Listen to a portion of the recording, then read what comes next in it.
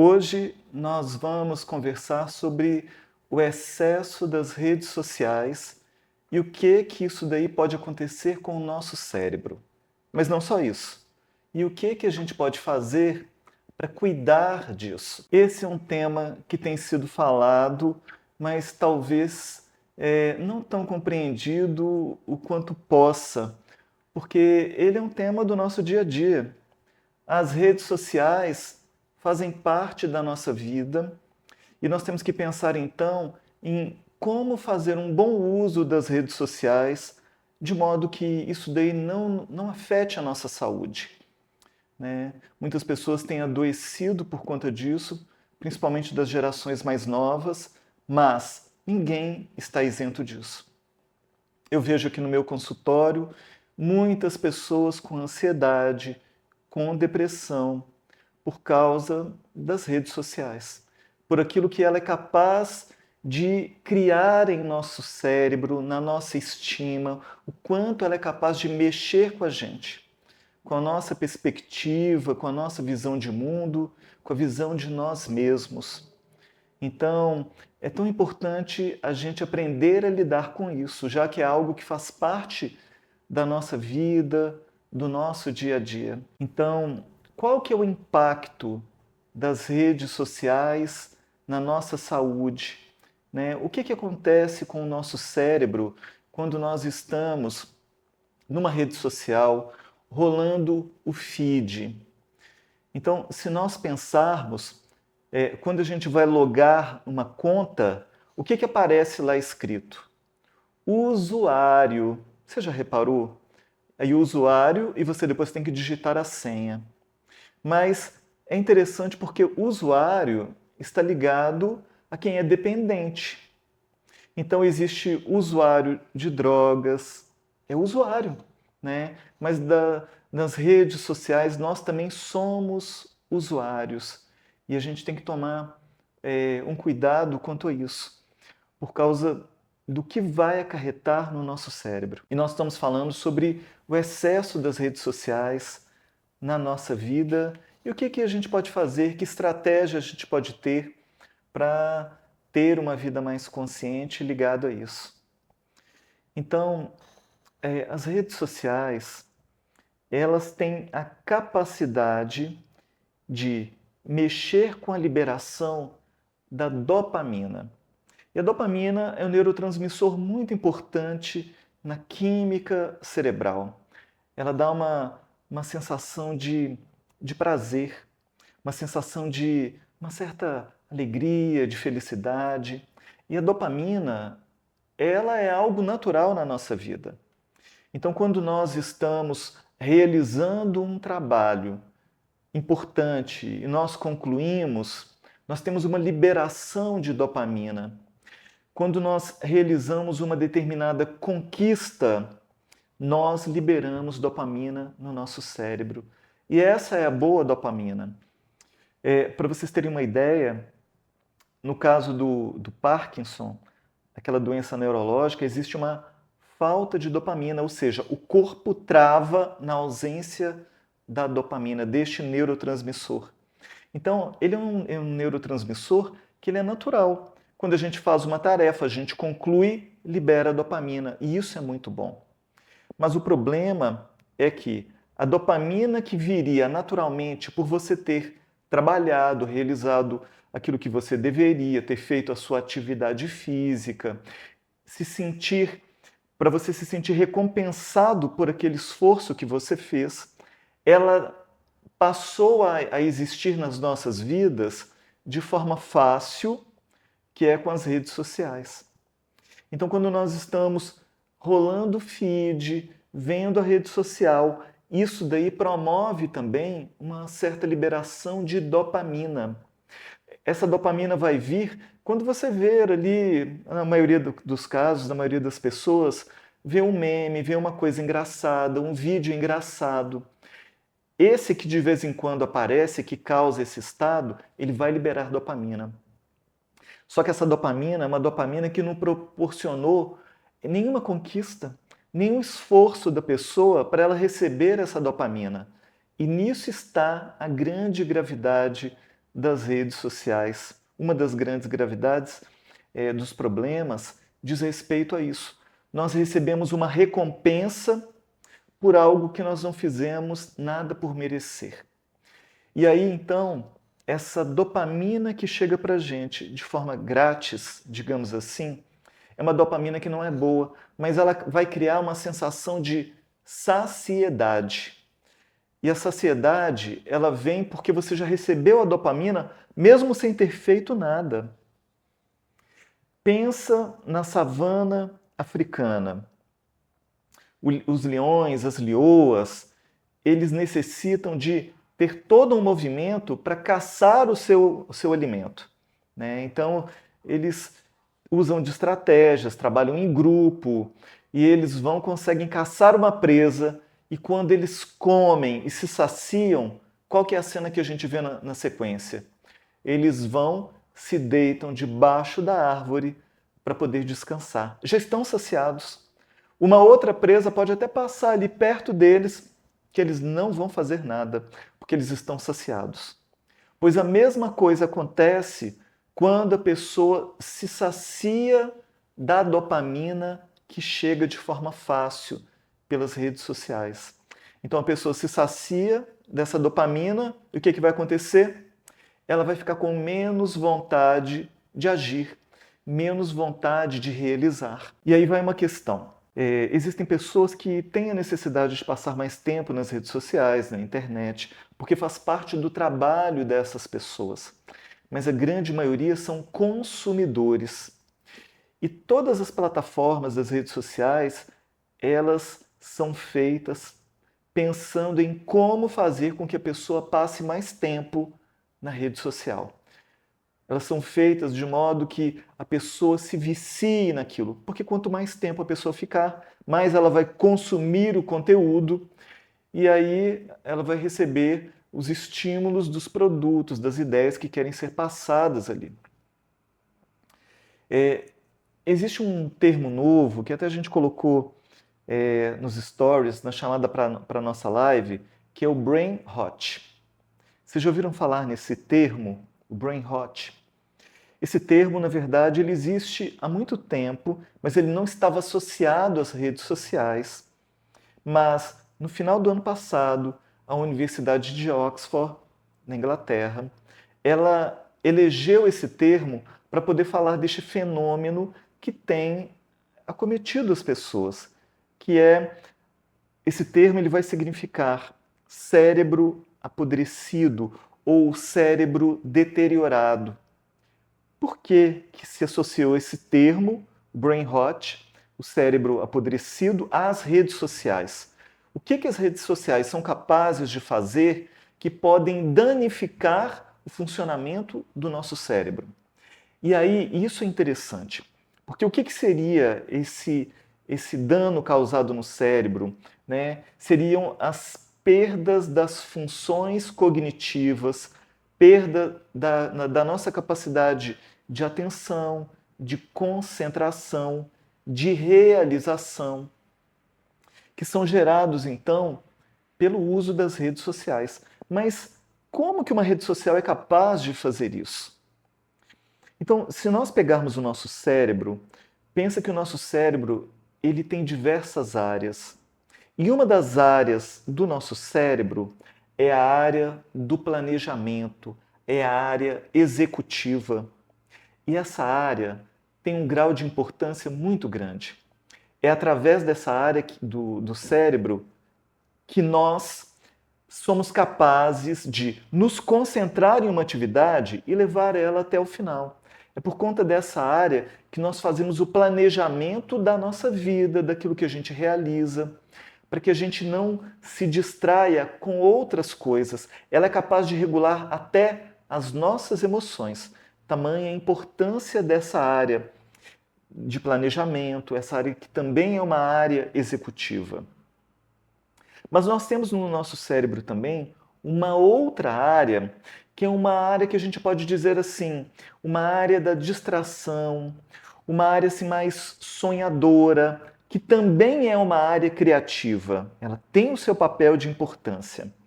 Mas Se a gente fica muito na área sonhadora, significa que nós iremos realizar muito pouco ou nós não iremos realizar o que a gente tem para fazer. Quando a pessoa ela está numa rede social, como por exemplo o Instagram, o TikTok, mesmo o YouTube agora, ele tem aqueles vídeos mais curtos e o objetivo é seguir aquele padrão que o TikTok desenvolveu, que é de passar rapidamente vídeos muito curtos, muito breves, sem nenhum conteúdo profundo, mas que de vez em quando vai ter algum que vai trazer uma sensação de que legal esse vídeo. E aí, isso daí tem a ver com o conhecimento do comportamento humano. Eles se utilizam muito da psicologia para poder estabelecer essas ferramentas para que as pessoas se viciem naquilo ali. E o que eles utilizaram da psicologia para fazer isso? É a área de uma recompensa que não é contínua. Ela é mais ou menos imprevisível, intermitente. Então você passa assim, por vários vídeos, vários conteúdos que não têm interesse, de vez em quando tem um que, chamou atenção. Isso daí faz com que você fique rolando na expectativa de, em algum momento, você encontrar um vídeo que te atenda, que seja interessante, que te traga uma sensação agradável. Então é por isso que as pessoas são capazes de ficar muitos minutos ou até horas rodando ali a barrinha de rolagem nas redes sociais. É o mesmo fenômeno que acontece em determinados relacionamentos. Eu, de vez em quando, recebo aqui no consultório pessoas que trazem as suas experiências afetivas com pessoas que parecem interessantes, mas a pessoa, ela aparece, eles têm de repente um encontro e depois ficam tempos e tempos sem se encontrarem. Aí, de repente, a pessoa vai, aparece, e aí é muito interessante aquele encontro, mas depois desaparece de novo. E a pessoa não consegue se desligar desse relacionamento. Por quê? Porque ela fica na expectativa de que, em algum momento, essa pessoa que parece interessante vai ressurgir na vida dela. Mas é algo que vai ter muita dificuldade de se realizar, porque é do padrão da pessoa não ser contínua. Ela é imprevisível. Mas isso aguça, ativa a atenção e a expectativa da outra pessoa. Então, é quando alguém vai e recebe a mensagem lá, ei sumida, ei sumido, né? E aí, no relacionamento, a pessoa apareceu de novo. Mas é o mesmo fenômeno que acontece nas redes sociais. Então, da expectativa de, em algum momento, vai aparecer.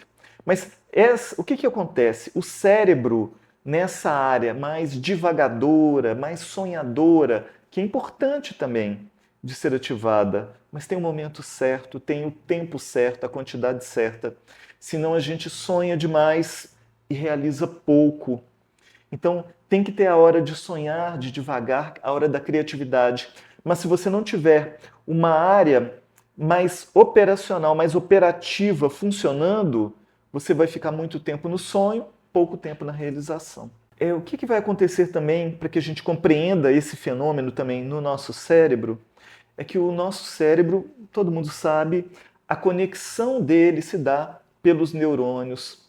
E os neurônios, eles transmitem as informações. A conexão se dá, as informações são transmitidas pelos neurônios. Então, quando a gente faz uma atividade, grupos de neurônios são ativados. Acontece que quando a gente repete muito um determinado comportamento, existe todo um grupo de neurônios que vão ser reforçadas as conexões entre eles. Eles vão ter sinapses, as ligações entre os neurônios reforçadas. E aí a relação entre esses neurônios se torna uma relação muito forte. Significa que a gente vai ter uma tendência cada vez maior de repetir o mesmo comportamento, a mesma atitude, porque nós estamos nos condicionando. No cérebro é porque os nossos neurônios estão sendo ativados continuamente para aquela mesma atividade, aquela mesma tarefa. Então, quando a gente se habitua a ficar muito tempo nas redes sociais, se, por exemplo, a gente recebe uma mensagem do WhatsApp, às vezes uma mensagem de trabalho, outro tipo de mensagem, a gente às vezes, por hábito, por ter criado essas sinapses reforçadas no nosso cérebro, a gente vai, além de responder o WhatsApp, a gente vai para a rede social só para ver se tem alguma novidade lá, alguma coisa nesse sentido. E aí a gente vai perdendo tempo, que seria um tempo produtivo, um tempo útil. Eu vou fazer para vocês uma pergunta. Ficar no celular, nas redes sociais, isso descansa o nosso cérebro? Ficar na internet descansa o nosso cérebro? Se eu estou trabalhando e de repente eu tenho 10, 15 minutos para descansar, se eu for para o celular, isso vai me descansar? O que você acha? Se eu, nos 15 minutos que eu tenho de intervalo, se eu pegar o celular, isso vai me trazer um descanso? E aí, então, eu vou falar para vocês de uma pesquisa que foi feita, que foi exatamente isso. As pessoas tinham que realizar uma tarefa longa e elas foram divididas em 3 grupos. Um grupo teve a possibilidade de descansar por 15 minutos, usando as redes sociais. Elas ficaram no telefone, nas redes sociais, na internet. O outro grupo, um segundo grupo, descansou por 15 minutos sem celular, não mexeu no celular. E o terceiro grupo não descansou, ficou direto. E aí o que acontece? Que depois eles voltaram para a tarefa. O que aconteceu? Eles voltaram então a fazer a tarefa e o grupo que descansou sem o celular conseguiu concluir a tarefa primeiro em relação aos outros 2 grupos. Mas o grupo que descansou utilizando o celular, ele gastou o mesmo tempo na realização da tarefa do que o grupo que não descansou de modo algum. Traduzindo, o que aconteceu? Descansar usando o celular não é descanso, porque a gente está recebendo estímulos, outras áreas do cérebro estão sendo ativadas, então o nosso cérebro ele acaba não descansando por conta disso. Então, se a gente quiser pensar em descansar, o ideal é não vá para a internet, não vá para o celular. Se dê um tempo, literalmente, de se desconectar do celular para você poder se reabastecer, se refazer. Então tá, vamos pensar o seguinte. O que a gente vai fazer então? A gente vai tirar o celular, a gente vai apagar as redes sociais? Será que é isso que é a solução? Então, vamos pensar aí dentro do que é possível, dentro do que é real, dentro do que a gente seria capaz de realizar. Vamos lá. Tirar o celular não é viável, porque o celular é uma ferramenta de trabalho, uma ferramenta de comunicação, uma ferramenta de pesquisa, uma ferramenta de entretenimento. Então, o celular, ele tem uma grande utilidade. A questão talvez seja de nós aprendermos a utilizar melhor esse instrumento que é o celular. Colocar limites no tempo do uso do celular ou das redes sociais, isso daí talvez seja uma coisa interessante. Existem aplicativos em alguns celulares que já são nativos e outros que a gente pode instalar, que eles vão limitar o tempo de uso nas redes sociais, por exemplo.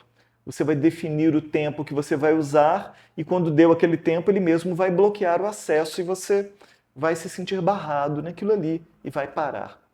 Porque quando nós geralmente estamos na rede social, geralmente a gente perde a noção do tempo. A área do tempo, né, no nosso cérebro, ela fica afetada. A gente perde essa capacidade de mensurar o tempo que nós estamos naquela atividade. Então, o que é ideal a gente fazer? É a gente limitar o nosso tempo de uso ou utilizar o celular de forma saudável. Limitar o tempo de uso naquilo que diz respeito ao consumo de conteúdos que não agreguem valor. Então, por exemplo, a nossa conversa com o psicólogo não é uma dancinha, não é um videozinho bobagito, digamos assim, com todo respeito que eu estou dizendo isso, que também a gente pode consumir, não tem problema. O problema é sempre o excesso. Quando a gente adquire conhecimento que pode transformar a nossa mentalidade, a nossa vida, é diferente. Aí ele está sendo um instrumento de conhecimento. E isso é muito válido. O que a gente pode fazer então? Utilize o celular para aquilo que seja mais útil. Limite o tempo para aquilo que de repente vai te tirar da produtividade, te tirar demais. Então a gente já viu aqui na nossa conversa de hoje que celular não descansa.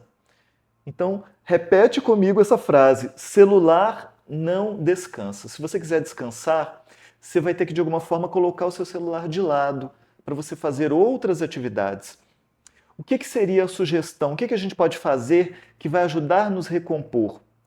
Vai fazer uma atividade física, vai ter uma descarga motora, vai, por exemplo, estimular, a gente não falou da área produtiva, executiva do cérebro, aquela área do cérebro que vai organizar as atividades.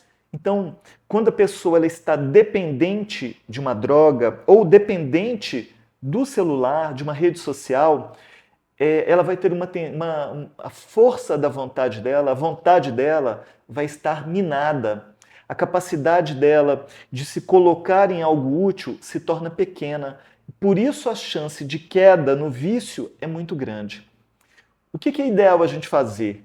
Estimular a área do cérebro que é responsável pela função de planejamento, de execução.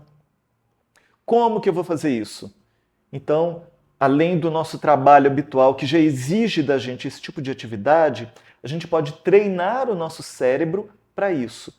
Por exemplo, o que a gente pode fazer? Antigamente, eu cresci muito com essa cultura dos jogos de tabuleiros.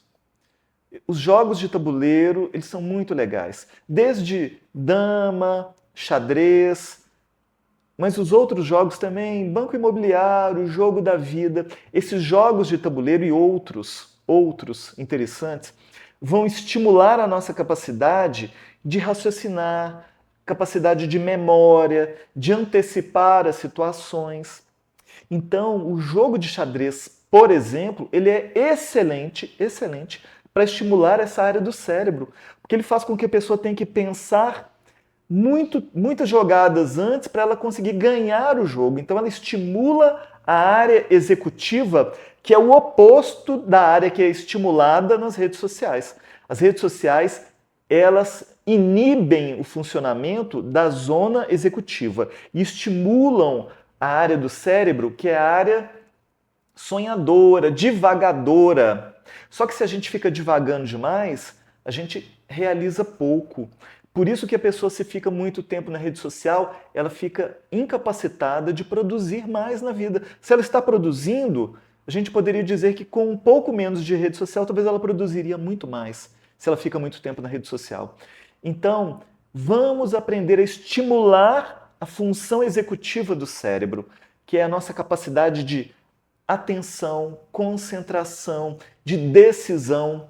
E isso daí faz com que a gente possa realizar muito mais. Então a gente já tem recursos para poder fortalecer essa área, para que a gente possa aprender a utilizar bem a rede social, que ela é só um instrumento, mas se ela não for bem utilizada, ela pode causar danos, né? Então, para que a gente pense sobre isso, né?